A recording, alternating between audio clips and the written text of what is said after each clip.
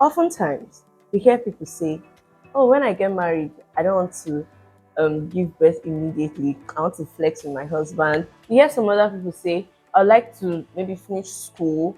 I'd like to get done with that project. I don't want all of the stress of pregnancy immediately." That's a very good idea. But how can you achieve this when you don't know anything about family planning? What then is family planning? It's simply timing of pregnancy and birth spacing. You get to decide how many children you want to give birth to and when you want to give birth to these children. That is what family planning is about. Now we know what family planning is. Let's dive into the different methods of family planning. We have several of them, but the first that I would like to mention is the natural method. In natural method, we have about three, and the first is abstinence. Big word, right? What is abstinence? Abstinence is just keeping away or staying away from sexual intercourse. Now, I mean doing the actual do. And then number two is tracking your cycle, right? As a woman, you know when you're ovulating, and we know that it's during ovulation that pregnancy can take place most of the time.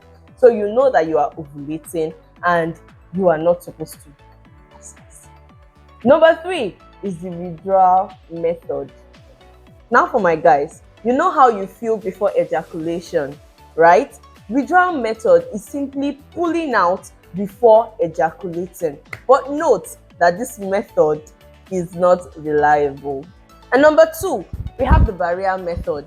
And under the barrier method, we have the condom, right? You all know what condom is, both the female and the male condom. So condoms, what they do is just to prevent the sperm from going through the vagina into the fallopian tube where it's supposed to be fertilized egg. That's it.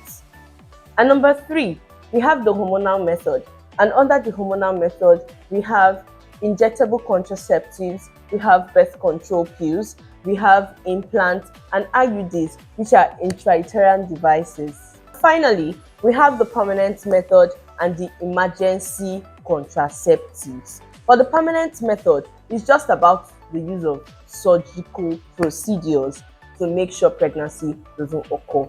And then the emergency contraceptives is just the use of pills immediately after an unprotected sex.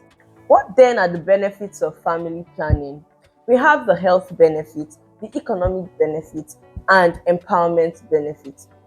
For the health benefits, it reduces maternal and infant mortality, and also it helps the woman to recover physically, emotionally, and even mentally between pregnancies. Economically, it helps family to better manage their resources and not having to go through the stress of the economic burden or the financial burden that comes with an unplanned pregnancy. And even in the society, reduce population growth help in the increase of the growth of the economy. Lastly, it empowers women by giving them control over their reproductive health, and this further leads to better opportunities for education and career.